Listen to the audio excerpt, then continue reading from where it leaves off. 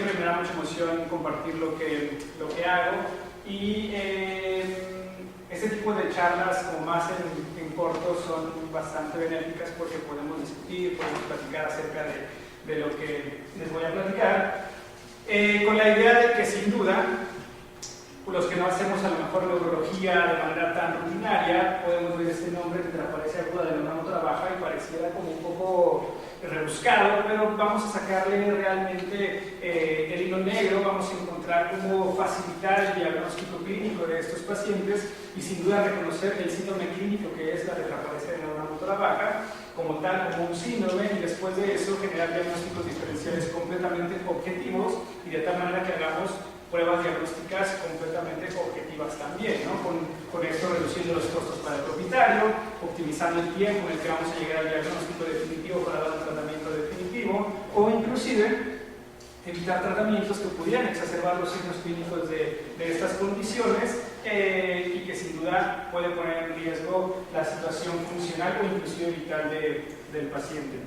Esta charla normalmente me gusta iniciarla con un pequeño caso clínico para que me den sus opiniones. Lo que ya vieron en esta plática no va a entrar, entonces, quiero que ustedes qué harían con este paciente, cómo lo empezarían a abordar. Si literal llega un paciente con que de España y entra castrada de 7 años de edad, vamos a correr el video, por favor. Con inicio agudo de debilidad, primero los miembros pélvicos y ahora después miembros torácicos. El paciente llega con estas condiciones a la clínica y el corridorio nos cura y percura con 16 horas de evolución. Y la idea es creerle al propietario y tenemos a este paciente. Lo llamamos, el individuo parece querer caminar. Vamos a verlo otra vez. Vean cómo en este caso la doctora trata de incorporarlo, planta el hocico en el suelo. Es un individuo que podemos categorizar como tetraparético, es decir, no puede caminar o no tiene fuerza para moverse de las 4 extremidades. ¿Qué harían ustedes o qué abordaje tratarían de establecer con este paciente? Un par de opiniones.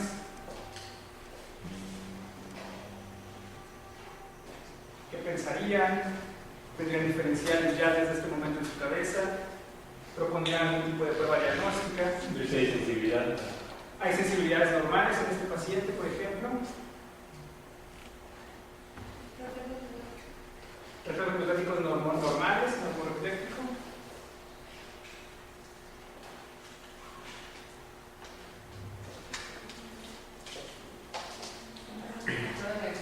¿Qué pruebas diagnósticas de eso que dirían? ¿O qué pensarían? ¿Hacia dónde abordarían radiografías, por ejemplo? Quizás de columna. Okay.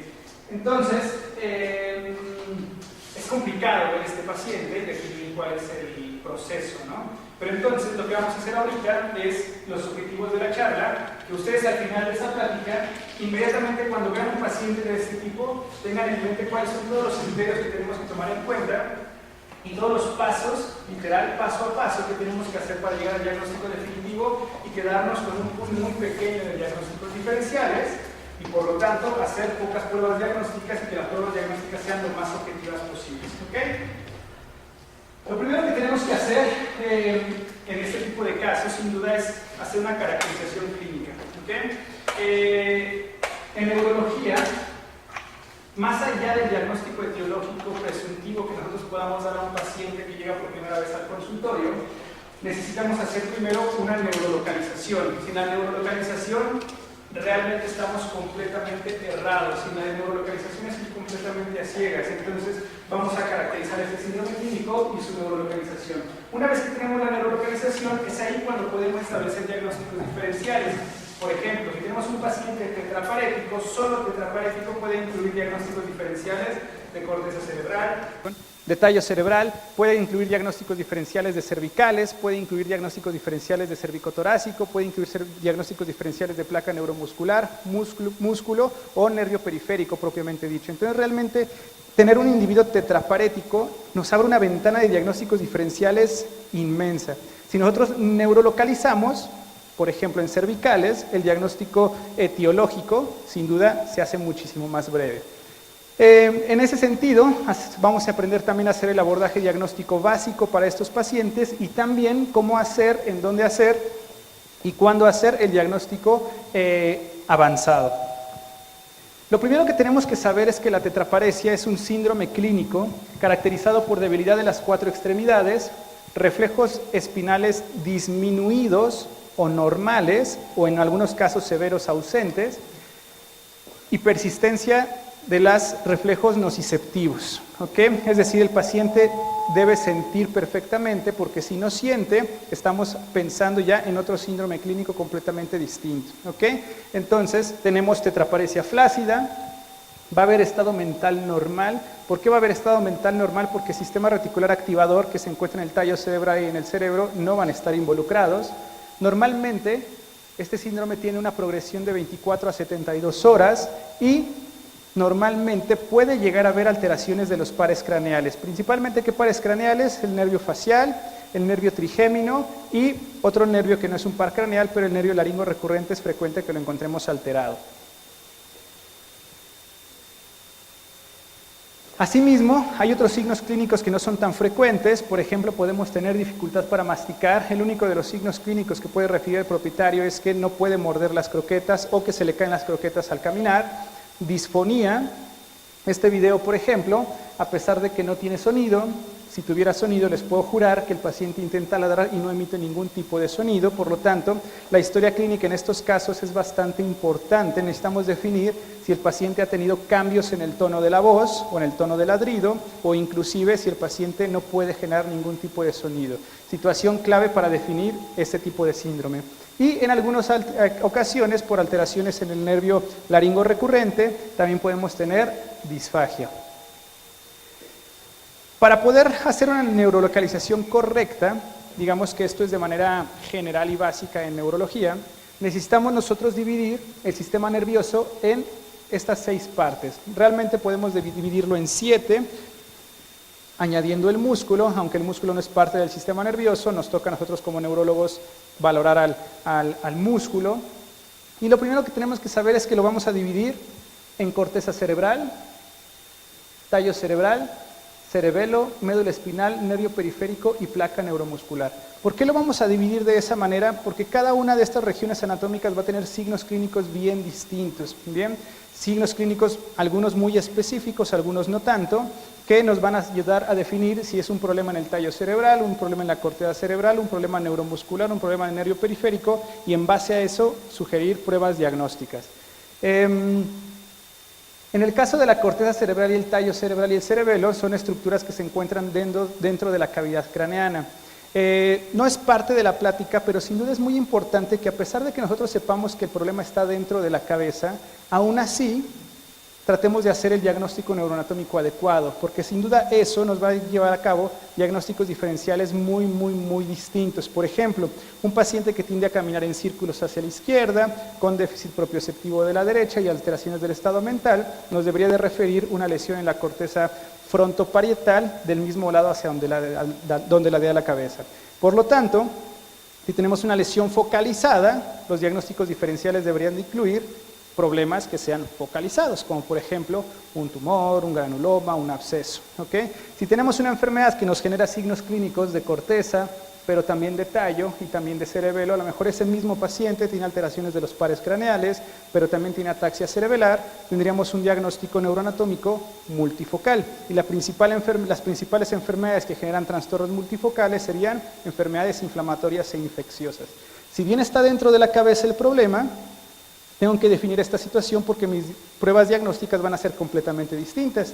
Para el primer caso, sin duda, lo único que necesito es una resonancia magnética probablemente, y para el otro, a pesar de que la resonancia magnética pueda ser normal, yo sé que al ser inflamatorio infeccioso necesito una punción de líquido cefalorraquídeo, ¿cierto? Porque ahí es donde voy a encontrar el diagnóstico. Entonces, sin duda se vuelve fundamental. Si el propietario, por ejemplo, no tiene los recursos de hacer una resonancia, si yo sé que es un trastorno multifocal, hago una punción de líquido cefalorraquídeo, porque yo sé que un tumor de ninguna manera me podría dar signos tan alejados, siendo un tumor que la mayoría de los tumores en el sistema nervioso son únicos. Si fuera un tumor metastásico, bueno, la cosa es diferente, ¿no? Para el caso de la médula espinal, sabemos que lo dividimos en 4 cuadrantes: cervical, cervicotorácico, toracolumbar y lumbosacro, y vamos a tener signos clínicos bien distintos dependiendo cada uno de estos cuadrantes. Y por último tenemos al nervio periférico, la placa neuromuscular y el músculo, que van a generarnos síndromes clínicos bien parecidos, ¿ok? Que básicamente incluyen la tetraparesia de neurona motora baja. Pacientes con debilidad, con reflejos miotáticos, hiporreflécticos, normoreflécticos o arreflécticos, dependiendo de la alteración del paciente, pero todas las alteraciones, las situaciones sensitivas van a ser perfectamente normales, a menos de que tengamos alteraciones francas de todo el nervio. Si nosotros tenemos una alteración completa de un nervio entero, nosotros sabemos que los nervios tienen dos tipos de fibras. Fibras sensitivas, que son aferentes, llegan del exterior hacia el interior, y fibras motoras, que son eferentes, que van del sistema nervioso central por la neurona motora alta y viajan al sistema nervioso periférico y llegan al músculo por medio de la neurona motora baja, ¿de acuerdo? Entonces, una neuropatía completa nos va a generar trastornos tanto motores como sensitivos. Muy bien, y ahorita vamos a ver una característica clínica en donde solamente va a haber alteraciones motoras sin haber alteraciones sensitivas. La placa neuromuscular se va a dividir en tres partes. A pesar de que es una región anatómica microscópica muy pequeña, podemos tener alteraciones en tres partes.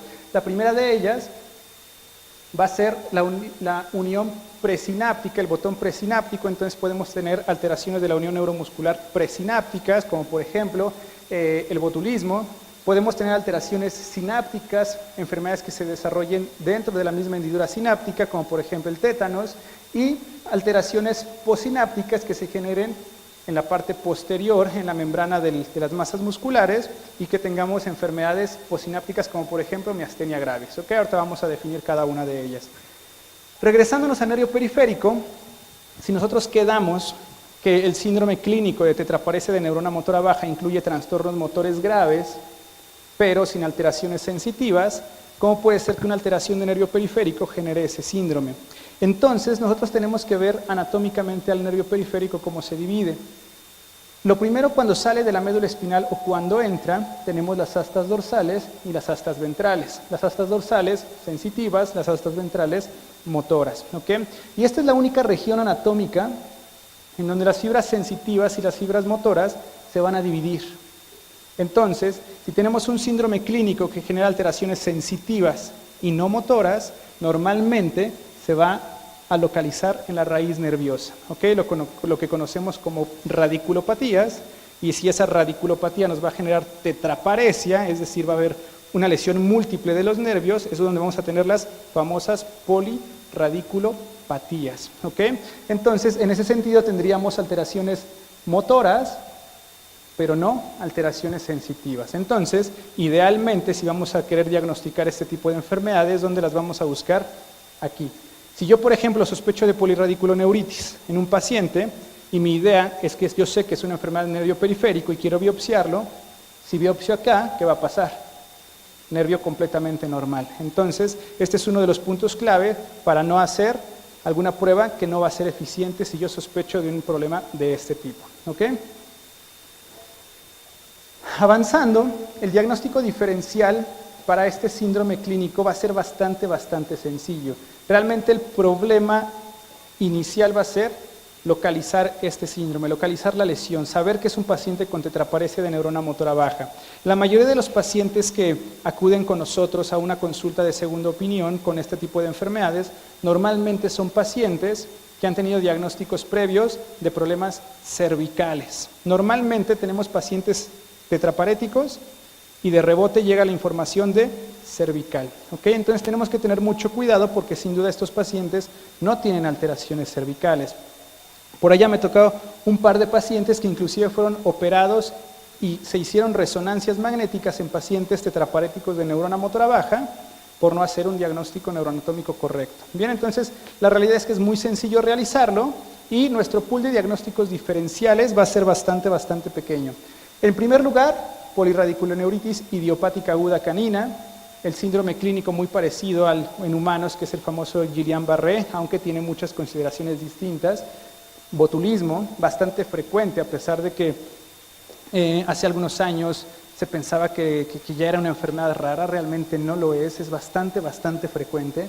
Miastenia gravis, otro viejo conocido que por ahí lo subestimábamos demasiado, pero hoy en día lo vemos cada vez de manera más frecuente.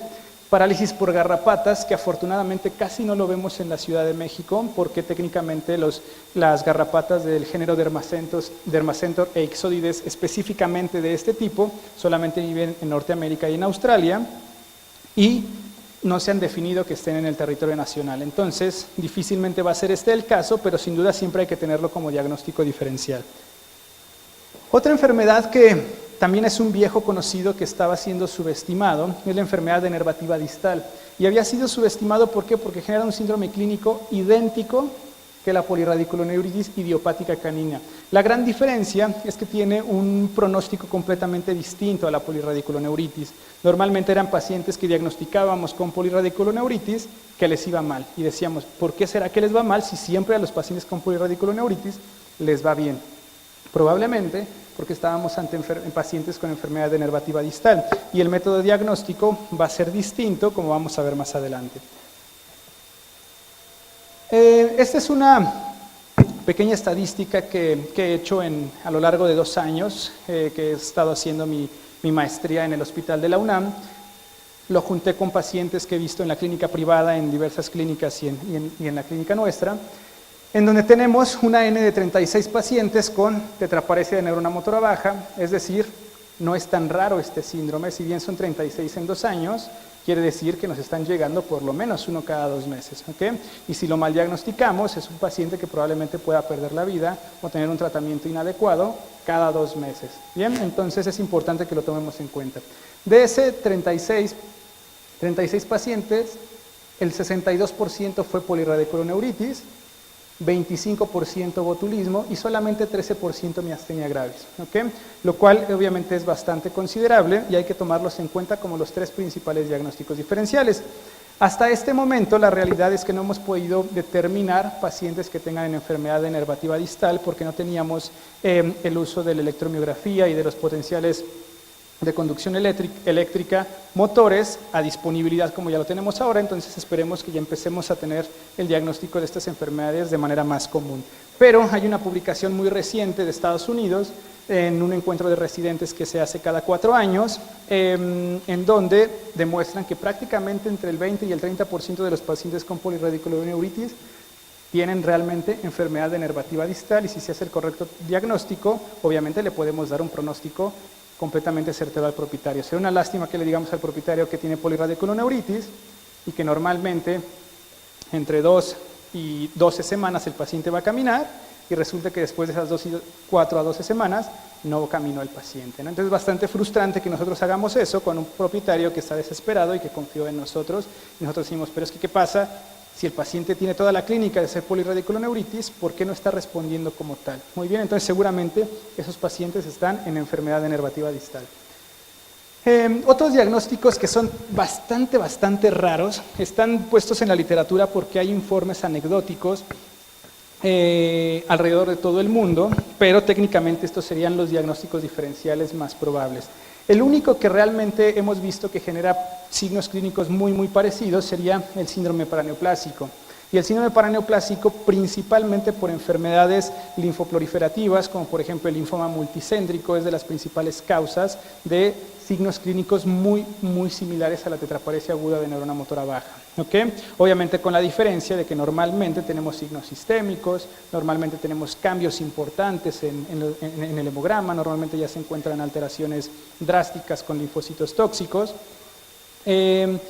Y normalmente también podemos tener alteraciones multicéntricas, ¿no? Entonces, si tenemos un paciente con estos signos, obviamente hay que agotar las posibilidades diagnósticas, pero sin duda también existe intoxicación por algunos individuos como la serpiente de coralillo, algas verdes, araya viuda negra, que sí hay en el territorio nacional, neuropatías hereditarias muy raras, por ejemplo en el Guaymarán están descritas varias, intoxicación con la salocid y técnicamente también alteraciones metabólicas como hipotiroidismo. Aunque las alteraciones metabólicas como hipotiroidismo es raro que generen síndromes clínicos tan agresivos como este. En este caso normalmente simplemente genera velocidades de conducción mucho más lentas, un poco más lentas que lo normal y eso se traduce en el paciente, simplemente camina un poco más lento, es perezoso, el típico paciente con hipotiroidismo que ya conocemos. Bien. En ese sentido, vamos a ir desglosando cada una de las enfermedades de manera rápida y al final vamos a ver cómo es lo que vamos a abordar a cada uno de ellos. En cuanto a la polirradiculoneuritis, es una enfermedad inflamatoria, entra dentro de las categorías de inflamatoria, se dice que es idiopática porque realmente el origen etiológico no se conoce muy bien, hay varias propuestas, pero se sabe bien que es una enfermedad inflamatoria que afecta a la mielina y o los axones de las raíces ventrales de la médula espinal. El hecho de que afecte a las raíces ventrales de la médula espinal nos hace tener un síndrome clínico como enfermedad motora y no sensitiva. Es un paciente con alteraciones motoras bastante graves, pero sin alteraciones sensitivas, que es la primera situación que tenemos que tener en mente en este tipo de síndromes. Y hay que recordar que si nosotros tenemos un paciente tetraparético de grados importantes, es decir, no es ambulatorio o inclusive pléjico, si fuera por una alteración medular, sería muy difícil que tengamos una alteración motora grave sin cambios sensitivos, ¿cierto? Porque las fibras nerviosas que viajan por la médula espinal, si bien van en fascículos y en tractos apartados, viven en mucha cercanía, por lo tanto es difícil tener alteraciones motoras sin alteraciones sensitivas, sino es que prácticamente imposible. Dentro de la etiología, hace muchísimos años se le nombró como la parálisis del Cunningham, porque los primeros casos se reportaron en esta raza y normalmente se veía que son perros que se utilizaban para caza y pensaban que era por la mordida de algunos mapaches y se creía que la toxina existía dentro de la saliva de estos mapaches, pero se empezó a diagnosticar esta enfermedad en países donde no había mapaches, donde el mapache no era endémico. Entonces se refutó esta teoría y se pensó ahora que era causado por el virus de la rabia que nosotros inoculábamos con nuestras vacunas. Todavía existe esa teoría, pero realmente no es la más válida el día de hoy. Las teorías más aceptadas son por enfermedades infecciosas, en donde existe lo que ya conocemos como mimetismo molecular, en donde un antígeno de superficie de la bacteria o del parásito del virus es muy parecido a alguna proteína de superficie de la mielina de los axones y por lo tanto se generan autoanticuerpos contra esas regiones en específico. Bien, dentro de esta situación, en humanos, el síndrome de Guillain-Barré se establece que normalmente es a causa de una infección por el Campylobacter. ¿Okay? En perros se trató de establecer esta situación porque había estudios en donde mencionaban que el hepatosón era la causa, donde mencionaban que toxoplasma era la causa, en donde mencionaban que neospora era la causa, y se encontró que en los pacientes con polirradiculoneuritis en este estudio si tenían Campylobacter, tenían 9.4 veces más posibilidades de desarrollar polirradiculoneuritis que aquellos pacientes que no tenían Campylobacter. Entonces es una situación estadísticamente bastante significativa. Se comparó con toxoplasma, neospora o hepatosón y realmente esos pacientes no tenían relevancias estadísticas significativas. Asimismo, eran pacientes que podían tener vacunación previa, por lo tanto el tema de las vacunaciones, no solo con rabia, sino con cualquier vacuna, sigue siendo una situación a tomar en consideración. Y lo más importante, bueno, de las situaciones más importantes, es que todos los pacientes, del 76% de los pacientes que tenían Campylobacter y que desarrollaron polirradiculoneuritis, estaban alimentados con alimento con carne cruda. Y este es un estudio del Reino Unido, que técnicamente sería un poco más raro que los pacientes los alimenten con carne cruda, pero realmente la estadística es bastante alta y yo supongo que en situaciones como la nuestra, que todavía es mucho más frecuente esto, podría ser inclusive mayor. Una vez que conocimos esta publicación, realmente preguntamos prácticamente a todos nuestros pacientes con sospecha y muchos de ellos han coincidido con que comen alimento crudo, no como única fuente de alimento, pero normalmente el propietario tiende a dar este tipo de situaciones y es realmente bastante considerable. La caracterización clínica, vamos a correr los videos por favor. Normalmente tenemos paraparesia progresiva de miembros pélvicos, el propietario normalmente nos refiere que los miembros pélvicos son los más afectados, a miembros torácicos en 24 a 48 horas. Así inician, vamos a ponerlo otra vez, así inicia normalmente los pacientes con polirradiculoneuritis. Si es un propietario observador, se va a dar cuenta que el paciente no quiere hacer mucho ejercicio. Normalmente el propietario nos dice es que en la mañana lo único que hacía era quedarse sentado. Si nosotros no conocemos al perro, podríamos decir que ese perro es perfectamente normal, ¿cierto? Pero ahorita vamos a ver cómo sus hermanos están ahí, caminando, lo motivan a hacer algo y el paciente ni siquiera hace por continuar. Pasos muy cortitos pequeños y cuando quiere hacer esfuerzos más importantes, se colapsa. Bien, y después de unas horas vamos a ver este tipo de alteraciones. Y aquí es muy importante que confiemos en el propietario porque no es como esa típica masa de 10 centímetros que creció en una semana. Estos pacientes, literal, sí dejan de caminar en 24 a 48 horas. ¿Ok? Entonces, esta es una situación muy importante porque en base a eso vamos a definir también qué tipo de diagnóstico clínico diferencial es el que vamos a hacer. Los signos clínicos frecuentes de la polirradiculoneuritis son los que están en verde, en amarillo los infrecuentes y también en rojo, pero en este caso los signos clínicos letales. ¿Okay? Lo más común es que tenemos los reflejos espinales hiporreflécticos, respuestas nociceptivas siempre normales, es una característica clínica de este síndrome. Tetraparesia, normalmente grado 1 a 3, teniendo en cuenta la clasificación que dictan algunos ponentes, que es la que utilizamos normalmente aquí en México, en donde 1 es un grado prácticamente casi llegando a la plejía. Entonces son tetraparesias no ambulatorias siempre.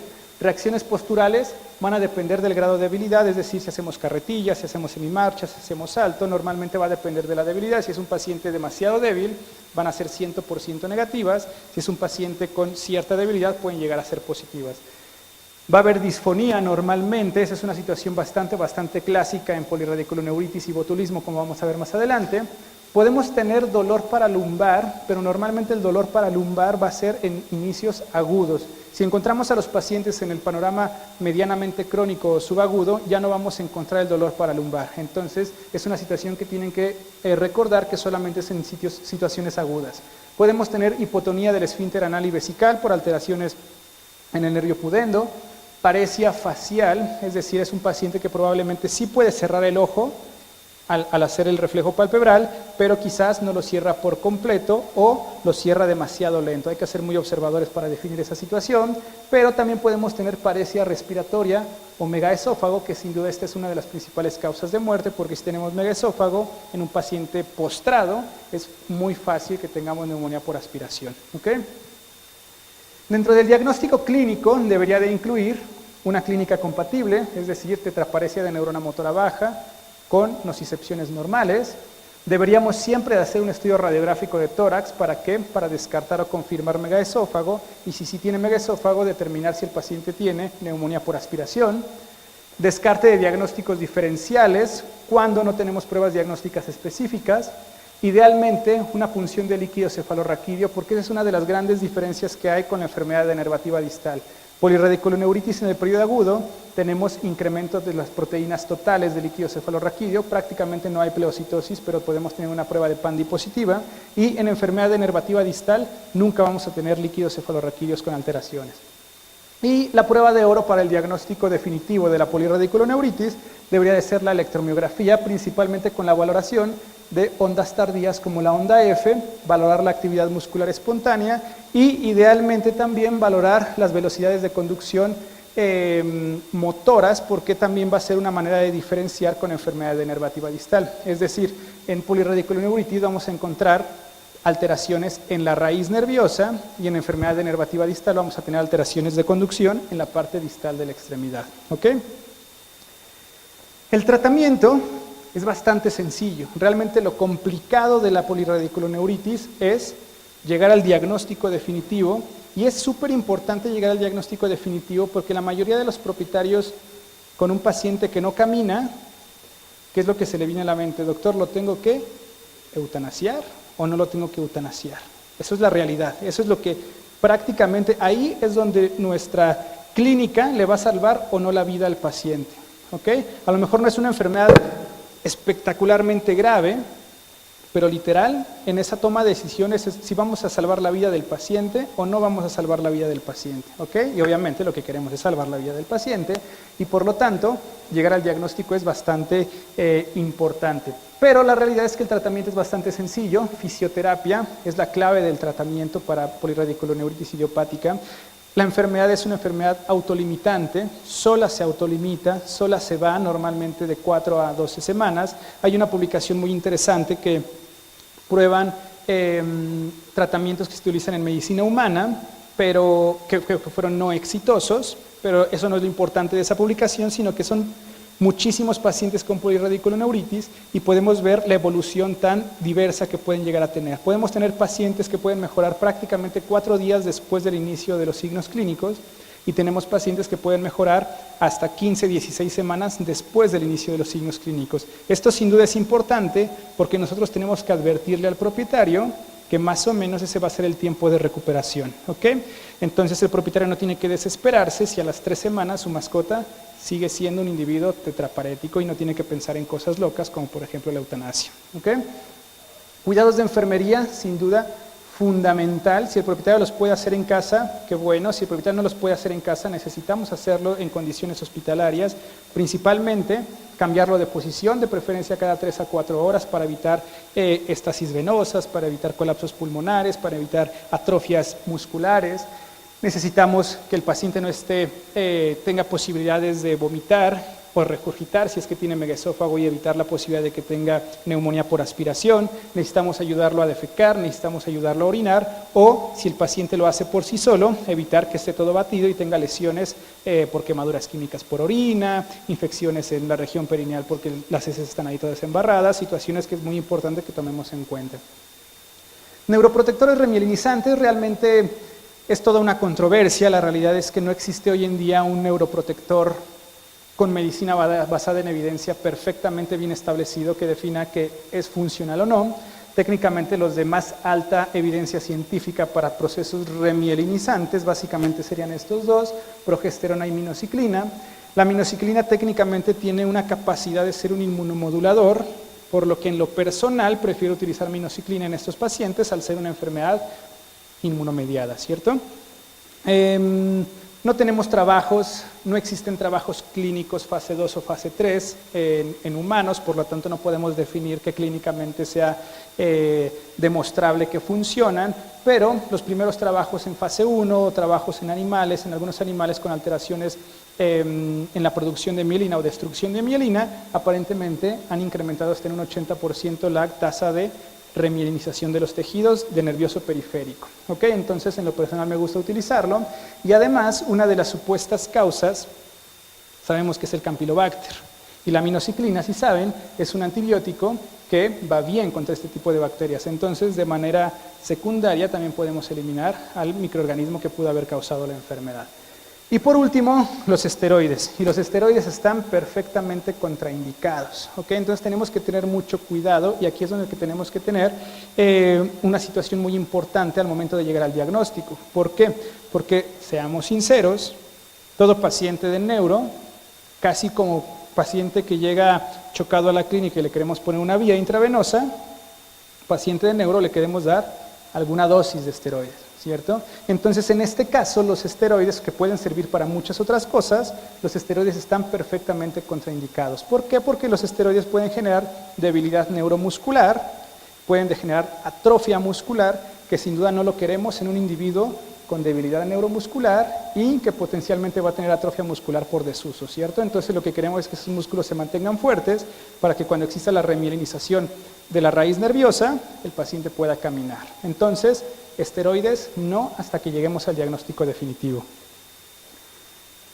Entonces tenemos la enfermedad denervativa distal en diferenciación con la polirradiculoneuritis y básicamente las diferencias va a ser si hay cambios en líquido cefalorraquídeo, siempre el lumbar de la cisterna magna técnicamente no va a ser funcional sin cambios en líquido cefalorraquídeo. Onda F disminuida o ausente y onda F normal, pero va a haber disminución de la amplitud y de la velocidad de conducción motora de los nervios periféricos. Excelente pronóstico y un pronóstico reservado o, si les va bien en el corto plazo, normalmente tiende a ser recidivante. ¿Okay? Por lo tanto, sin duda se vuelve fundamental llegar al diagnóstico definitivo para poder darle un panorama real al propietario de lo que va a suceder a futuro. El botulismo, en lo personal, uno de mis favoritos porque es bastante peculiar su fisiopatología. Nosotros sabemos que es el segundo trastorno más común que provoca tetraparesia de neurona motora baja. Esto lo dice la literatura universal y por los pocos pacientes, bueno, 36 que ya no son tan pocos que hemos tenido, es lo mismo que vimos. ¿Okay?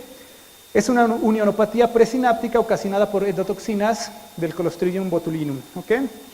Normalmente se hablaba hasta hace pocos años que normalmente el botulismo va a llegar a la sangre por ingestión oral de individuos en descomposición, principalmente reptiles o aves, y lo más frecuente que se comen nuestras mascotas en el parque son lagartijas muertas o pájaros muertos en descomposición, entonces es bastante común esta situación, pero ya hay reportes y ya hemos tenido casos de personas y de animales con abscesos generados por cualquier cosa, pero que proliferó Clostridium botulinum. ¿Okay? Entonces, si tenemos un absceso de muela carnicera, que en los humanos los abscesos orales son los principales causantes de botulismo, en los perros tuvimos una paciente con piómetra que desarrolló botulismo, entonces tiene que entrar dentro de nuestros diagnósticos diferenciales y sin duda si tenemos un paciente clínicamente compatible con botulismo, hay que buscarle un absceso en algún lugar. ¿Okay? Y si lo tiene, sin duda hay que drenarlo porque si no la toxina se va a liberar de manera constante y sin duda va a ser un paciente que va a llegar a la muerte. ¿Okay? La fisiopatología es bastante peculiar porque de manera normal, si nosotros vemos la unión presináptica, el botón presináptico, perdón, sabemos que estas vesiculitas, que son el neurotransmisor de esta zona, que es acetilcolina, viven dentro de unas vesículas que son estas, y las vesículas tienen unos receptores que van a ser captados por receptores de la membrana. Estas vesículas están ancladas a unas proteínas estructurales que son disociadas gracias a la entrada de calcio.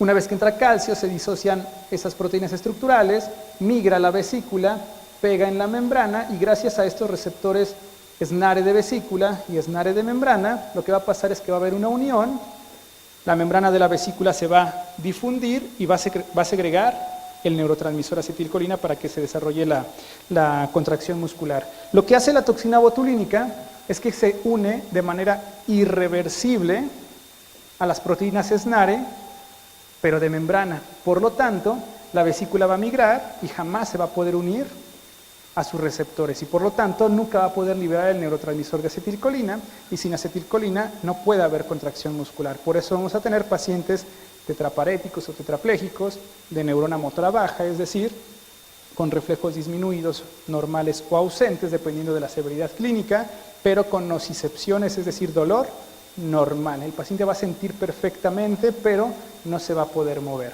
¿Okay? Y la característica clínica, si se dan cuenta, usé los mismos colores, la misma diapositiva, porque literal son casi que idénticas que la polirradiculoneuritis. Reflejos espinales hipo o arreflécticos, nocicepción normal, tetraparesia normalmente más grave que la polirradiculoneuritis, posturales va a depender del grado de debilidad y una característica clínica por ciertas diferencias en los músculos de la cola es que va a haber persistencia de los movimientos. ¿Okay? La mayoría de los pacientes con botulismo la cola se va a mover, pero también lo podemos encontrar en algunos pacientes con polirradículo o en pacientes con miastenia gravis. ¿Okay? Entonces no es un signo clínico patonomónico. Podemos tener midriasis bilateral por alteraciones en los músculos dilatadores y contractores del iris, disfagia, que también lo podíamos tener en polirradiculoneuritis, parálisis diafragmática y músculos intercostales en casos severos, normalmente en abscesos es cuando tenemos esto, o cuando hay una ingestión muy intensa de la toxina, y megaesófago. ¿Okay? Entonces vamos a tener paresias progresivas de 24 a 48 horas, es decir, casi idéntico que un paciente con polirradiculoneuritis. ¿Okay?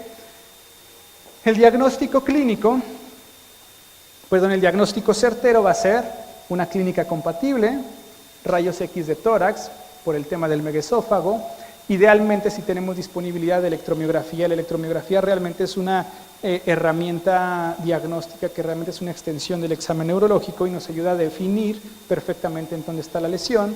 Si es un síndrome clínico muy parecido a polirradículo, pero anatómicamente es muy distante, ¿cierto? Entonces es fácilmente localizable con estudios de electromiografía y la prueba diagnóstica definitiva va a ser inoculación con ratones. ¿Okay? Una prueba que tenemos disponible en el hospital, más bien en la Facultad de Veterinaria, llevamos sangre, se inocula en roedores y si los roedores desafortunadamente montan signos clínicos, pues la prueba va a ser positiva. Bien, es una de las pruebas estándar de oro y es la única que tenemos disponible en México, por lo tanto es la que vamos a hacer si queremos llegar al diagnóstico definitivo de botulismo. Situación importante, ¿qué onda con el tratamiento? ¿Va a mejorar o no va a mejorar el paciente con botulismo si decimos que la fijación de la toxina botulínica es una fijación irreversible? Pareciera que no va a mejorar, pero la realidad es que sí mejoran estos pacientes, ¿ok? ¿Y por qué mejoran? Sí genera una adhesión irreversible a las proteínas SNARE, porque el sistema nervioso periférico es tan listo que si ve que no puede emitir una señal por esta vía, lo que hace es generar colaterales para reinervar el tejido, y esas colaterales, si ya no hay toxina botulínica, pues van a ser 100% funcionales, ¿ok? Pero eso lleva tiempo y eso requiere fisioterapia para acelerar el tiempo, y necesitamos fisioterapia para mantener huesos, articulaciones y músculos viables para que una vez que esté reinervado el tejido pueda ser funcional, ¿cierto? Sería una lástima que tengamos un paciente que neurológicamente corrigió al 100% y que ahora tengamos alquilosis óseas, tengamos malformaciones articulares por malas posturas durante todo este proceso de recuperación, o sin duda músculos completamente atrofiados y que no pueda soportar el peso, ¿no? Sería realmente una lástima.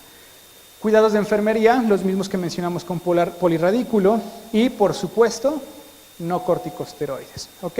El uso de antibióticos pues realmente no tiene tampoco sentido. Si tenemos un absceso, claro que hay que utilizarlos, hacer un desbride, pero la enfermedad la monta la toxina, ¿ok? Entonces realmente no tiene sentido utilizar antibióticos porque no vamos a matar a nadie. Lo único que va a pasar es que la toxina ya se difundió, ya se ocupó, lo único que necesitamos es generar colaterales, ¿bien? Por último, tenemos a miastenia gravis. Botulismo es uno de mis favoritos y miastenia sin duda es mi favorita por excelencia porque genera síndromes clínicos muy diversos, rarísimos. Hemos tenido pacientes muy raros con miastenia gravis, pero sin duda se vuelve todo un reto diagnóstico. Pero si seguimos esta serie de pasos, sin duda les aseguro que ustedes van a diagnosticar miastenia gravis y mañana mismo tienen un paciente con estas características. Miastenia es un trastorno neuromuscular mediado por anticuerpos, el cual causa fracaso de la transmisión nerviosa, ocasionando debilidad episódica. Esa es una característica clínica que lo vamos a ver en el 85% de los pacientes miasténicos, debilidad episódica. ¿Qué quiere decir esto? Que caminan 2-3 pasitos y se caen. Descansan, caminan otros 2-3 pasitos y se caen. Diferente a botulismo o a polirradículo, que la debilidad es constante, ¿ok? Entonces, si tienen un paciente con tetraparesia de neurona motora baja, pero que los signos mejoran con el reposo y se exacerban con el ejercicio, su primer diagnóstico diferencial debería de ser miastenia gravis, ¿ok? La cual va a empeorar con el ejercicio y mejorar con el reposo.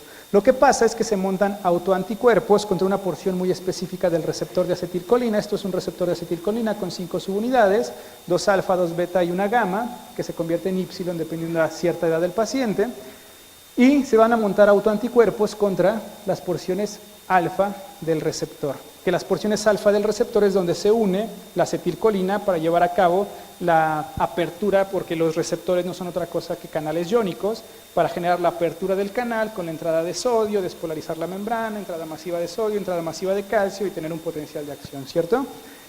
Entonces, si se forman autoanticuerpos contra esta subunidad, no hay manera de que se pueda unir acetilcolina con su receptor y entonces va a haber un fracaso completo de la unión neuromuscular, ¿ok?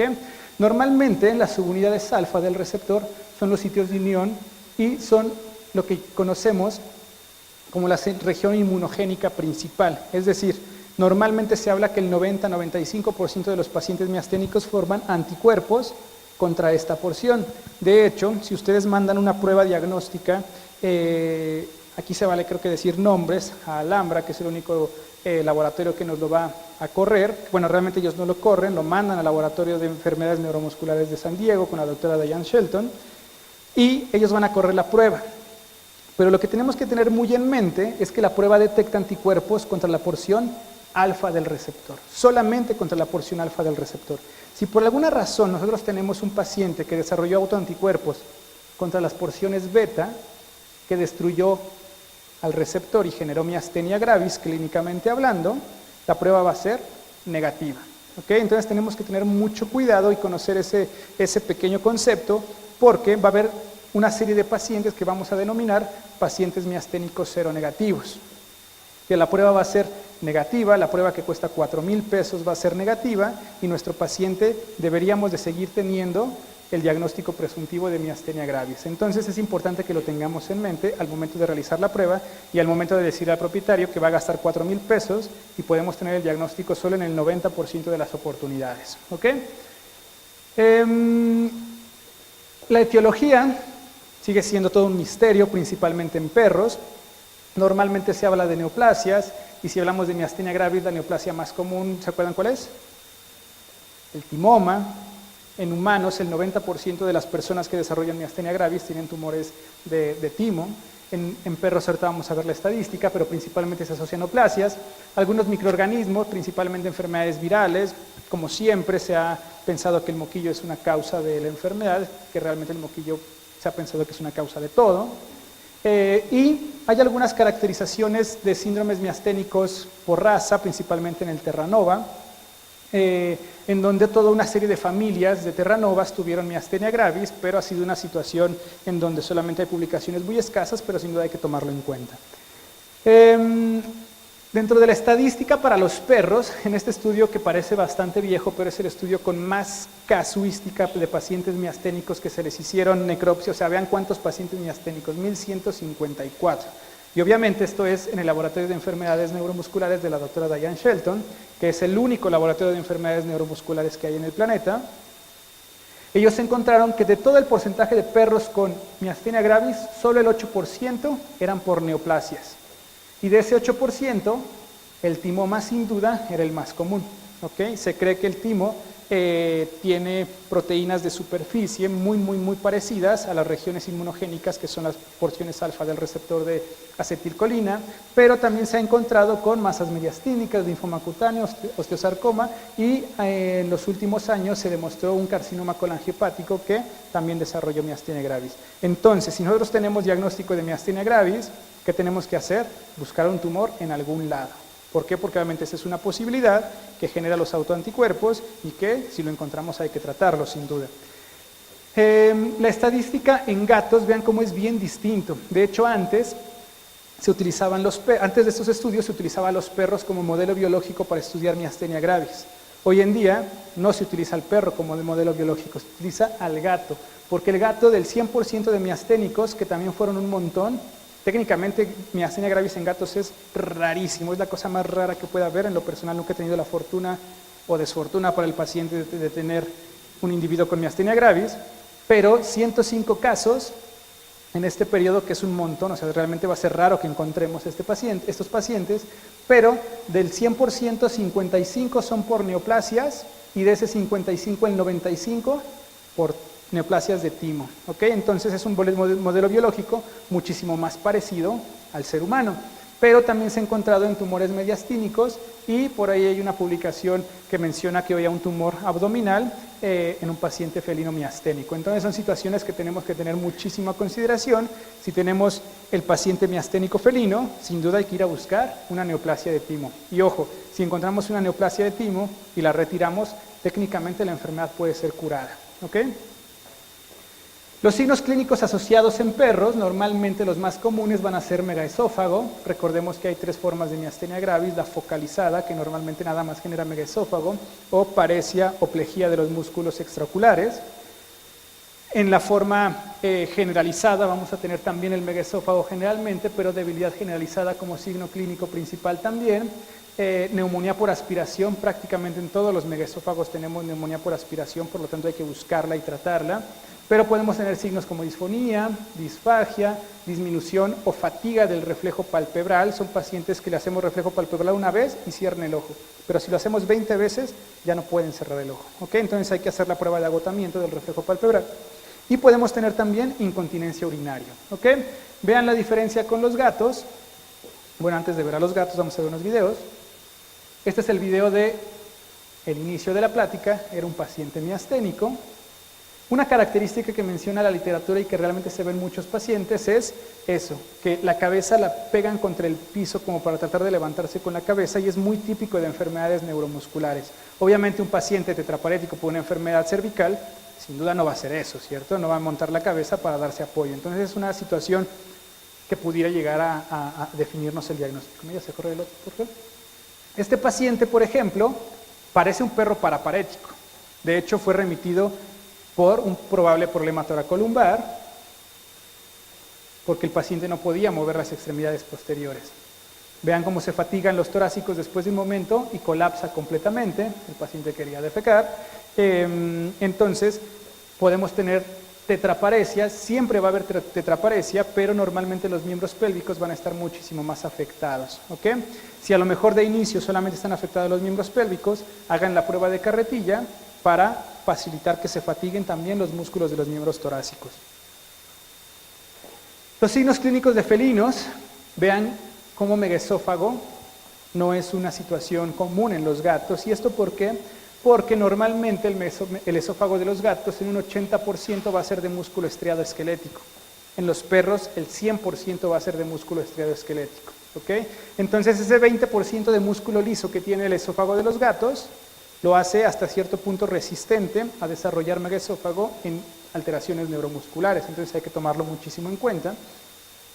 Y como el gato no tiene el ligamento nucal, y como con cualquier otra enfermedad neuromuscular, va a generar ventroflexión de la cabeza. Uno de los signos clínicos iniciales más comunes en los gatos.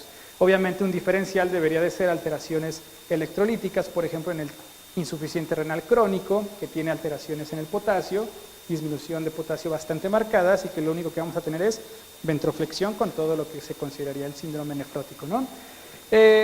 Poca neumonía por aspiración, obviamente, disfagia, fatiga del reflejo palpebral es una situación que también podemos tener en ellos. Entonces, en el cuadro que ya conocemos, ¿cuál sería la caracterización clínica? Bien similar a los demás. Reflejos espinales, normalmente hiponormales, nocicepción normal, tetraparesia 1 a 4, normalmente que con un poco de ejercicio se va a exacerbar. Posturales van a depender del grado de debilidad. Va a haber disfonía, fatiga del reflejo palpebral, que es una característica clínica de esta enfermedad, a diferencia de las otras, pero no siempre lo vamos a tener. Megaesófago, regurgitaciones, en miastenia, siempre vamos a tener megaesófago. Literal, siempre, a menos de que lo diagnostiquemos demasiado rápido y no le demos tiempo al esófago de dilatarse. Y en las otras, va a ser raro el megaesófago. ¿Ok? Entonces, si hay megaesófago, nuestro primer diagnóstico diferencial debería de ser miastenia. Después, disfagia, incontinencia urinaria, parálisis gastrointestinal, también puede haber alteraciones del músculo liso, también puede haber en miastenia gravis, muy raro, hay pocos reportes, y tuvimos una vez un paciente, un lobo checoslovaco que desarrolló parálisis intestinal. De hecho llegó al hospital solo al área de gastroenterología por parálisis gastrointestinal solamente, y el diagnóstico obviamente fue bien complejo.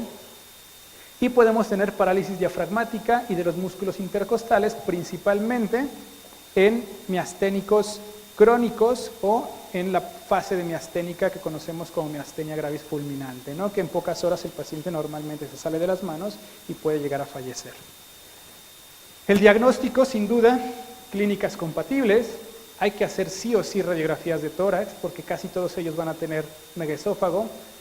En esta vamos a incluir una prueba distinta que idealmente hay que hacerla en todos los pacientes con tetraparesia de neurona motora baja, que es el desafío con antiacetilcolinesterásico. Ahorita vamos a ver cómo se hace.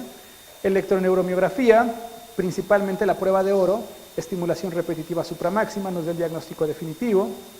Ojo, esta prueba va a ser anómala en todos los tipos de miastenias. Así sean anticuerpos contra las porciones beta, contra las alfa, contra las epsilon, contra otras proteínas estructurales de la membrana, siempre van a ser positivas. Entonces tiene técnicamente más sensibilidad que otra prueba de estándar de oro, que es la medición con anticuerpos antiacetilcolina, pero como ya dijimos, esta prueba solamente diagnostica a los miasténicos que formaron anticuerpos contra la subunidad alfa, es decir, al 90% de los miasténicos, pero allá afuera hay un 10% que no va a ser positivo esta prueba. Y por último, histopatología con inmunohistoquímica, pero ojo, solamente se hace con dos marcadores específicos, un marcador que es a base de, que le llaman proteína de rábano, y otro que es estafilococa A. solamente a esos resultan positivos. Y he tratado de investigar si en los laboratorios de aquí de México las tienen estos marcadores y no los hay. Entonces no tiene sentido que hagamos inmunistoquímicas o histopatologías de pacientes que sospechamos de miastenia. Sin duda podríamos hacer histopatologías si sospechamos de polimiositis. Vamos a encontrar un infiltrado inflamatorio importante, pero en miastenia no van a encontrar nada en una histopatología rutinaria o solamente que se hagan los marcadores específicos. Bien, entonces en lo personal no les recomiendo que lo hagan si es que su diagnóstico diferencial es miastenia. El tratamiento, pocos fármacos, más o menos sencillo, pero la toma de decisiones es crucial y va a depender mucho de la clínica de cada individuo. La Sociedad Europea de Neurología recomienda solo el uso de antiacetilcolinesterásicos. La Sociedad Americana de Neurología recomienda antiacetilcolinesterásicos con inmunosupresores. Es una gran controversia, pero en lo personal creo que si es una enfermedad inmunomediada y no damos un inmunosupresor, la enfermedad va a progresar, ¿cierto? Entonces, el uso de inmunosupresores, que está recomendada por la Asociación Americana, sin duda es lo que yo en lo personal hago, y hemos visto que tenemos mejor sobrevida con uso de inmunomoduladores o inmunosupresores que solo con antiacetilcolinesterásicos. Bien, obviamente estos inmunosupresores los vamos a utilizar siempre y cuando el paciente esté estable. ¿Y en qué sentido me baso para decir estable? Que no tenga neumonía por aspiración, ¿ok? Entonces es una situación muy importante que para yo empezar con un tratamiento con corticosteroides a dosis inmunosupresoras, porque las dosis antiinflamatorias no me sirven absolutamente de nada, lo voy a iniciar cuando sé que el paciente esté estable. A lo mejor puede tener neumonía por aspiración, pero ya controlado, ya respirando bien o con su terapia de oxígeno, ya con su doble esquema de antibióticos, ya con su fisioterapia específica para neumonía por aspiración y que el paciente esté respondiendo, ahí valoro utilizar inmunosupresores, si no, no, ¿ok? Y sin duda, terapia física y cuidados de enfermería, principalmente contra el megaesófago. ¿Qué necesitamos hacer? Que el paciente, en esta foto chiquitita, coma en alto. Muy bien, hay toda una asociación de propietarios de pacientes perros miasténicos en Estados Unidos que desarrollaron una sillita que ellos patentaron para que el paciente coma en esa posición. Y hay un montón de videos en YouTube o en la página de la asociación en donde el perro por retroalimentación positiva, con estímulos positivos, lo llaman a comer, sube, come, le dan unos cuantos premios durante 20 minutos para que se mantenga en esa posición y no regurgiten después de que se alimentan. ¿Ok? Entonces es una situación que podemos realizar fácilmente y que hay que hacerlo en todos los pacientes que tengan megaesófago. Bien, entonces, ¿cuál es el camino? Vamos a poner estos dos videos. Dos pacientes muy similares, con signos clínicos muy similares y con enfermedades diferentes. ¿Ok? Entonces, con el video que yo les pasé en la primera diapositiva, la realidad es que no podemos tomar muchas consideraciones. Bien, necesitamos hacer todo el camino que hemos venido viendo para poder diferenciar si ese que tuvo polirradiculoneuritis era polirradiculoneuritis o este que tuvo miastenia gravis era miastenia gravis. ¿Ok? Vamos a pasar al siguiente. Este, por ejemplo, idéntico prácticamente, parecen como gusanitos que se quieren mover en la tierra. Son idénticos, enfermedades completamente distintas, diagnósticos neuroanatómicos clínicos muy similares, pero la realidad es que el diagnóstico anatómico es bien distinto. Y estos dos, que literal son clínicamente idénticos, ¿ok? Pero si hacemos esa serie de pasos que venimos diciendo, sin duda tendríamos que sí o sí llegar al diagnóstico definitivo. Hasta casi al mismo tiempo se caen. Entonces, paso a paso, ¿qué es lo que tenemos que hacer a manera de resumen? Primero, necesitamos reseñas. Sin duda, sabemos que la miastenia gravis es mucho más frecuente entre el primero y el tercer año de edad y después se salta al octavo y el noveno año de edad. Si tiene 5 años, estadísticamente es muy poco probable que tenga miastenia gravis. Historia clínica, ¿qué onda? ¿Tenía neoplasias previas? Si sí, ¿en dónde? Enfermedades infecciosas previas. Y realmente es bastante, no sé si es coincidencia o todos los perros siempre se enferman muy seguido, pero casi todos los perros con polirradiculoneuritis tienen historia de infecciones gastrointestinales o respiratorias por lo menos un mes antes de que desarrollara los signos. y los pacientes miasténicos y con botulismo no. ¿Okay? Entonces es bien importante esa consideración porque obviamente los va a orientar hacia su diagnóstico diferencial. Enfermedades metabólicas previas, hipotiroidismo, enfermedad renal, suffinso técnico, si tenemos un coonhound que está en Estados Unidos y que lo llevamos a cazar mapaches, probablemente pueda llegar a tener este tipo de situaciones, o si lo sacan al bosque y lo dejan suelto en el bosque y de repente el propietario le dice, ay, sí, cierto, doctor, hace 3 días lo llevé al bosque y se comió quién sabe qué. Ojo, puede ser un pájaro o una lagartija y potencialmente aves y reptiles son los que más Clostridium botulinum crece y por lo tanto hay mucho más toxina botulínica. Si comió pollo el propietario y lo echó a la basura y se descompuso, también esa es una situación común, ¿vale? Hay una publicación muy rara de una universidad en Sudáfrica que justo ponen en el artículo que la familia un día antes había comido pollo y que los desechos se quedaron ahí, como pensaron que todavía servían, se los dieron a los gatos y 5 gatos desarrollaron miastenia gravis. ¿Sabe? Entonces hay que tomarlo en cuenta. Anamnesis, sin duda necesitamos tiempos de evolución. Va a ser muy distinto si tenemos un paciente con 5 meses de evolución a un paciente con 24 a 48 horas y en este caso sí hay que creerle a los propietarios. Tipo de evolución, el hecho de que empiecen con miembros pélvicos y evolucionen a miembros torácicos es una característica clínica de las enfermedades neuromusculares, principalmente porque los músculos de las extremidades posteriores son más grandes y fuertes, por lo tanto se lesionan primero y, por ejemplo, el nervio más largo es el nervio ciático y también tienden a lesionarse primero. Signos clínicos asociados, es importantísimo saber si el paciente tiene disfonía, eso normalmente hay que preguntarlo. Es raro que un propietario les diga a ustedes que su tono de ladrido ha cambiado. Si lo preguntan, normalmente es, pues tiene razón, desde ayer no lo oigo ladrar. Es una situación bastante importante que hay que preguntar. Si tiene incontinencia urinaria o no. Para los propietarios el hecho de que esté postrado es normal que se haga del baño, pero es importante preguntar si es incontinente, es decir, todo el tiempo está arrojando un poco de orina, o simplemente porque no se puede mover, genera una gran cantidad de orina en un solo momento, entonces el primero era incontinente y el segundo simplemente no se puede parar a orinar en otro lado, ¿cierto? Y una situación importante, ¿qué tratamiento previo tuvo? Y esto en general funciona mucho para la neurología, ¿ok?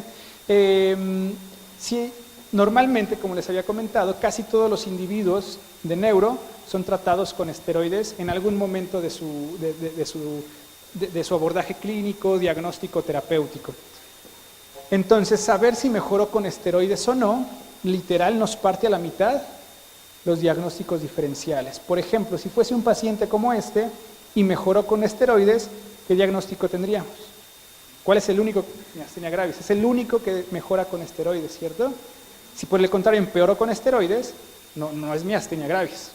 Bien, entonces podría ser polirradículo, podría ser botulismo, podría ser enfermedad denervativa distal. Si tenemos un paciente con signos centrales, por ejemplo, convulsiones en racimo y caminatas en círculos a la derecha, y mejora con esteroides, hay que sospechar fuertemente en un tumor porque el edema vasogénico mejora drásticamente con esteroides. Si fue a dosis inmunosupresoras, hay que pensar en enfermedades inflamatorias y más si tenía signos clínicos multifocales, pero si no mejora con esteroides, podría ser un accidente vascular, podría ser un proceso infeccioso, podría ser una anomalía congénita, podrían ser múltiples causas que no mejoran con esteroides. Entonces el hecho de que el paciente llegue a la clínica con un tratamiento previo, principalmente con esteroides, sin duda nos va a ayudar muchísimo para definir y orientar nuestros diagnósticos. Bien, y obviamente necesitamos saber si mejoró o no mejoró y a qué dosis se utilizó el esteroide para poder tomar decisiones en ese sentido.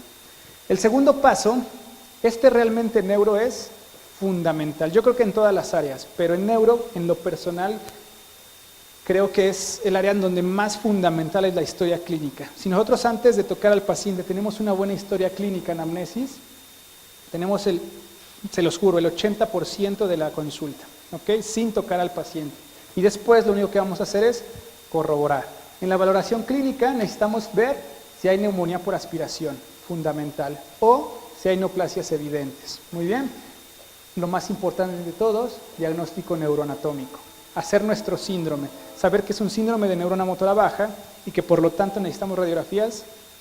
No, ¿verdad? No necesitamos radiografías, necesitamos resonancias. Tampoco necesitamos resonancia. Necesitamos punción de líquido cefalorraquídeo solo si pienso en polirradiculoneuritis. Si pienso en miastenia gravis, sin duda no necesito una toma de líquido cefalorraquídeo. ¿Necesito de inicio una biopsia de nervio periférico?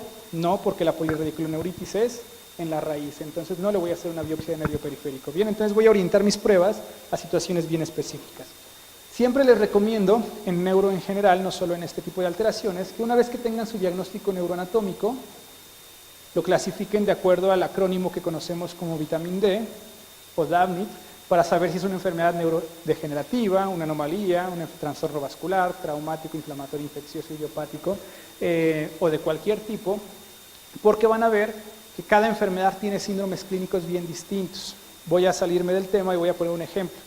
Si tenemos un paciente con signos clínicos focalizados de cerebelo, por ejemplo, el famoso síndrome vestibular paradójico, ladeo de la cabeza para un lado, con déficit propioceptivo para el otro, ¿qué diagnósticos diferenciales deberían de incluirse? Tumor, enfermedad inflamatoria infecciosa, trastorno vascular. No hay muchos más diagnósticos diferenciales, esa es la realidad. Pero si el paciente tiene 10 días de evolución y poco a poco ha ido empeorando, no es vascular. ¿Ok? Sin duda, nuestros diagnósticos diferenciales solamente serían 2. Si ese mismo paciente empezó hace 10 días, pero el propietario le dice, no, pues ha ido mejorando y a lo mejor no se le dio nada, o se le dio un tratamiento que nosotros sabemos que no va a curar nada, como por ejemplo el complejo B, sin duda tendríamos que pensar en un trastorno vascular y no en un tumor, porque un tumor, los signos clínicos nunca van a ser regresivos. ¿Okay? Entonces, cada una de estas categorías va a tener síndromes clínicos también distintos. Por lo tanto, nuestros diagnósticos diferenciales van a ser bien objetivos. ¿Okay? Y obviamente necesitamos determinar si el paciente es un paciente que tenemos que hospitalizar o no lo tenemos que hospitalizar. Muy bien, es decir, si tenemos que dar una terapia intensiva o no. Y nuestros diferenciales, los que ya conocemos, más los otros raros, que sin duda los tendríamos que tener en mente para que nunca se nos pasen, pero la realidad es que son literal muy raros. Necesitamos hacer un diagnóstico básico, una bioquímica, un hemograma para ver línea roja, línea blanca, funcionamiento renal y hepático. ¿Por qué? Porque muchos de los tratamientos que vamos a utilizar, por ejemplo los esteroides, necesitan un metabolismo renal importante, un metabolismo hepático importante, por lo tanto necesitamos saberlo. Si hay trastornos electrolíticos, por ejemplo un gato enfermo renal de grado importante, crónico, que tenga hipocalemia, podría ser un diagnóstico diferencial para ventroflexión sin duda, entonces necesitamos saberlo. Esofagografía simple y contrastada, de preferencia. Si es muy clara la simple, no hay necesidad de hacerlo. Vean, por ejemplo, esta es una esofagografía con medio de contraste del Schnauzer que vimos en alguno de los videos. Y vean cómo en la radiografía simple se logran observar las bandas esofágicas, que si no las logramos diferenciar bien, pues podemos hacerlo con esofagografía contrastada con medio de contraste positivo. Y otra característica es que vean la cantidad de gas que hay en el esófago. Bien, si tienen eso y confían en su diagnóstico, ya lo tienen, o si no, un poco de sulfato de bario y tomamos nuevas imágenes y vamos a ver megaesófago completo. Obviamente, el megaesófago de miastenia gravis es un megaesófago generalizado. Si tenemos el de cuarto arco aórtico derecho, va a ser un esófago como una bolsa craneal al corazón, ¿no? Entonces hay que diferenciarlo en ese sentido. Sin duda también es importante las radiografías. ¿Por qué? Porque vamos a buscar neumonía por aspiración. Esta es la radiografía del Cocker Spaniel que había por ahí, el blanco con negro, y nosotros sabemos que el sitio anatómico más común para desarrollar neumonía por aspiración, bueno, que se ve radiográficamente, es en el lóbulo medio derecho. Entonces ahí es también donde nuestra auscultación va a tener que tener muchísimo énfasis. Bien. Diagnóstico avanzado. Vamos a empezar por lo que es más sencillo y lo que podemos hacer inmediatamente en la clínica y después nos vamos a ir a lo más avanzado. En ese sentido tenemos los fármacos. El primero es el clorodendrofonio, que es un antiacetilcolinesterásico de ultra rápida acción, que no lo tenemos en México, pero sí tenemos la neostigmina, que es muy barata, la compran en cualquier farmacia, la farmacia San Pablo se lo lleva a sus clínicas, y si lo utilizamos a esta dosis de manera intramuscular, vamos a tener reversión de los signos clínicos prácticamente en 7 a 30 minutos. ¿Okay? Si tenemos un paciente miasténico con debilidad neuromuscular grave y en 7 a 15 minutos, a 30 minutos mejora contundentemente, es miasténico. No hay otra enfermedad que mejore así de contundente y el diagnóstico lo hicimos en 30 minutos. Siempre hay que medicar con atropina para evitar los signos clínicos colinérgicos. ¿Okay? Podemos tener esta crisis colinérgica que puede haber empeoramiento de debilidad, dificultad ventilatoria, bradicardia, vómitos y broncoconstricción. Por lo tanto, siempre les recomiendo que en todo paciente que vayan a hacer la prueba, hagan una hoja de autorización con el propietario, expliquen que hay un riesgo, pongamos atropina previamente, al mismo tiempo que ponemos el medicamento, la neostigmina, dejen canalizado al paciente con un stopper, ninguno de los dos es intravenoso, pero si pasa una urgencia, ya tenemos una vía permeable y tengan lo básico para una reanimación pulmonar, ¿ok? Una sonda y de preferencia una máquina con oxígeno o un ambú, ¿bien? Porque pueden llegar a suceder. Si pasa, normalmente en alrededor de algunas horas la crisis colinérgica resuelve y el paciente está como si no hubiera pasado nada antes, ¿no? Pero si no estamos atentos, pues obviamente pueden ocurrir accidentes. Este es un video, primero el de la S. Es el mismo paciente que ya habíamos visto, debilidad, se fatiga con los miembros torácicos y colapsa. En ese momento le administramos atropina, lo canalizamos, le aplicamos la neostigmina y ese es el cambio que tenemos. Es un cambio completamente drástico. ¿Okay? Si a lo mejor el paciente estaba así y después de la neostigmina logró dar 3 pasos, eso no es positivo. ¿Okay? Tiene que ser francamente positivo como este.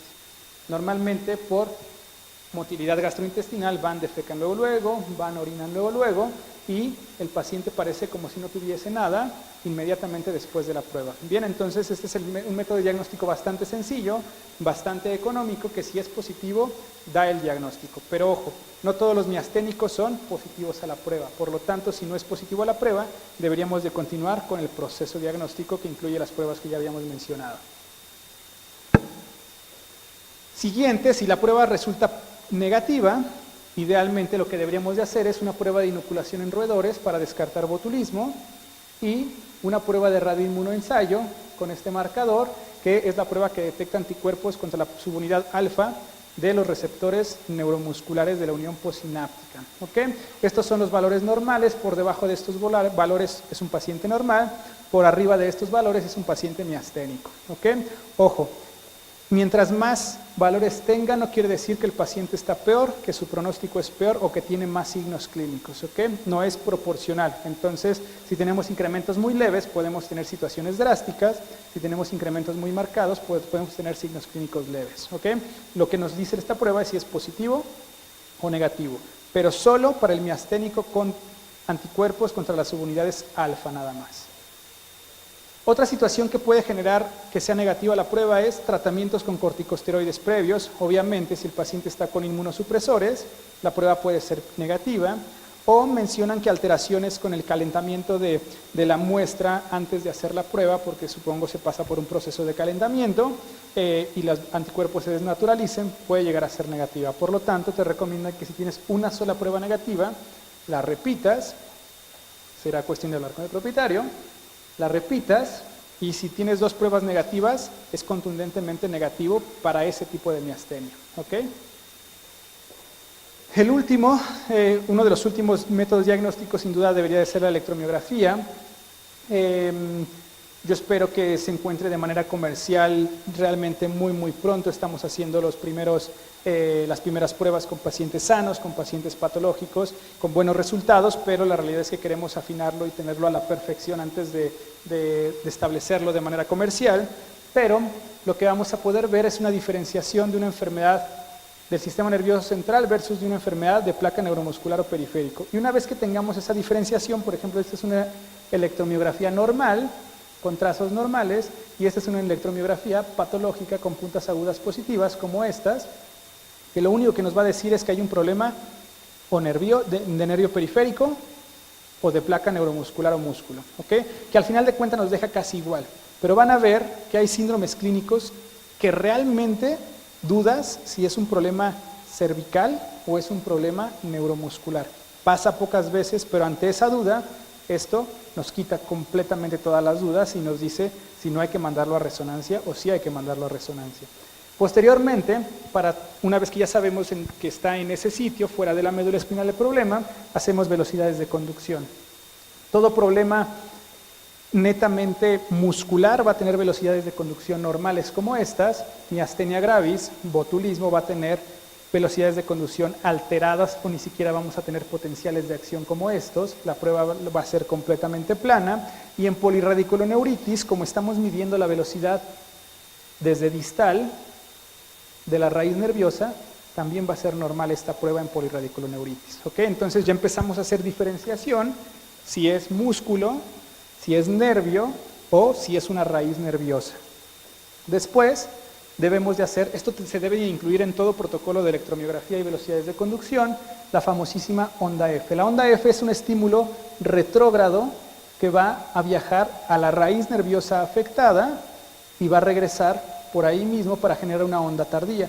Este es el primer reflejo normal, la primera onda normal, y esta es la segunda onda que regresó a la médula espinal y de ahí nuevamente viajó al músculo. Y por lo tanto, de manera patológica, de manera fisiológica tendríamos una y dos ondas. De manera patológica tenemos una y nada. Y hasta por acá una onda ahí pequeñita perdida. ¿Okay? Entonces este paciente tiene una radiculopatía.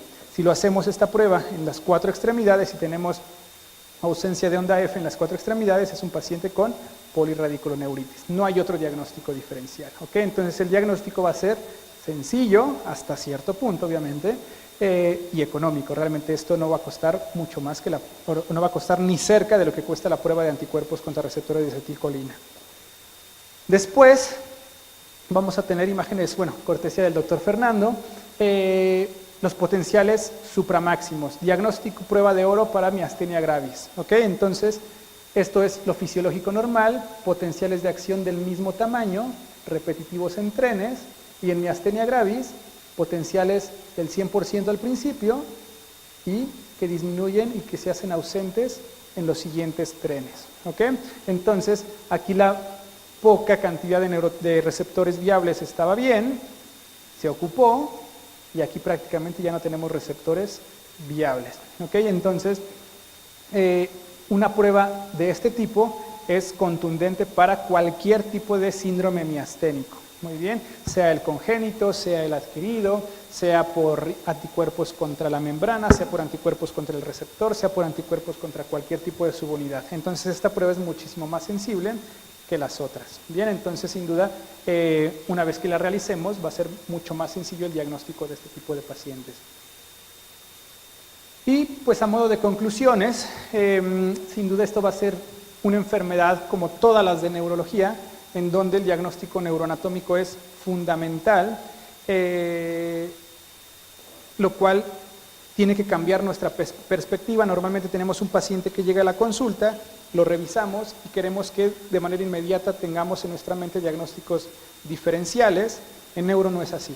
En neuro llega a la consulta, lo reviso y primero tengo que tener mi diagnóstico neuroanatómico, después categorizar la enfermedad y una vez que hice eso, ahora sí, diagnósticos diferenciales. ¿Ok? Y entonces si hacemos ese proceso, sin duda van a ser mucho más exitosas sus consultas de neuro. Obviamente hay que llegar al diagnóstico definitivo, de preferencia en la mayoría de los casos, para poder dar un tratamiento específico y un pronóstico al propietario, porque son los pronósticos bien diversos. El paciente con botulismo, olvidé decirlo, pero va a recuperar mucho más lento que el paciente con polirradiculoneuritis. Los dos recuperan de manera espontánea, con fisio, con tiempo, pero el paciente botulínico recupera muchísimo más lento. Por lo tanto, el propietario tiene que ser un propietario menos ansioso, ¿ok? O irlo derivando a que no se preocupe, que el paciente va a mejorar y confiar en nuestro diagnóstico, porque si nuestro diagnóstico es certero, sí que va a mejorar el paciente. Tomar muy en cuenta los factores de morbilidad, de mortalidad, principalmente los megaesófagos, las parálisis de los músculos intercostales, que es lo que deriva en la muerte del paciente. Entonces tomarlo muy en cuenta, que el propietario lo conozca y que sepa que si el paciente desarrolla megaesófago, literal, en cualquier momento puede fallecer, inclusive si se queda dentro de la hospitalización. Ya nos pasó una vez con un paciente miasténico que estaba controlado, el propietario dejó de dar el tratamiento porque estaba muy controlado y se vino para abajo de manera muy drástica y literal en mis ojos, con el paciente en esfinge, con la jaula abierta, yo viéndolo, se broncoaspiró y se murió. O sea, la situación es rapidísima y se muere en nuestros ojos. Entonces es una situación que el propietario tiene que saber, porque obviamente si el propietario cree que va muy bien el paciente y de la nada fallece por condiciones de su propia enfermedad, hazle entender al propietario que eso podía pasar, ¿no? Entonces sin duda tenemos que tener esta situación en mente para que el propietario lo sepa en cualquier momento. Y por último, pues la propuesta que venimos haciendo hace algunos meses ya de empezar a tratar de hacer electrodiagnóstico de manera rutinaria en neuro en nuestro país, que sin duda una vez que esté establecido nos va a sacar de muchos apuros, realmente de muchos apuros, va a reducir. Recién apenas antier tuvimos un paciente con este síndrome clínico que de no tener el electrodiagnóstico le hubiéramos tenido que hacer todas las pruebas, le hicimos un presupuesto y eran 7,000 pesos de pruebas diagnósticas para el paciente. Primero lo sometimos a electro y vimos que no era muscular, no era miastenia gravis. Todavía nos falta pulir el tema de la onda F, por lo tanto no le hicimos onda F, pero ya determinamos que no eran todos los demás diagnósticos y por lo tanto el único que quedaba era polirradiculoneuritis. Y le evitamos un montón de dinero al propietario. Bien, el propietario estuvo feliz por dicha situación y afortunadamente el paciente está evolucionando como cualquier paciente con polirradiculoneuritis, ¿no? Entonces son diagnósticos rápidos que se pueden hacer el mismo día, que no van a ser tan costosos ni son tan costosos en cualquier parte del mundo y que sin duda nos va a ayudar bastante para el momento de realizarlo, ¿no? Entonces, pues básicamente eso. Espero realmente que el día de mañana puedan diagnosticar estos pacientes, determinar estos síndromes clínicos y que si les gustó el tema, pues se echen un clavadazo más a fondo porque hay cosas que no son tan cuadradas como lo que acabamos de ver, ¿no? Pero el 90% de los pacientes se van a comportar así y les aseguro que si hacen estos pasos, los van a diagnosticar con mucha fluidez. Muchas gracias.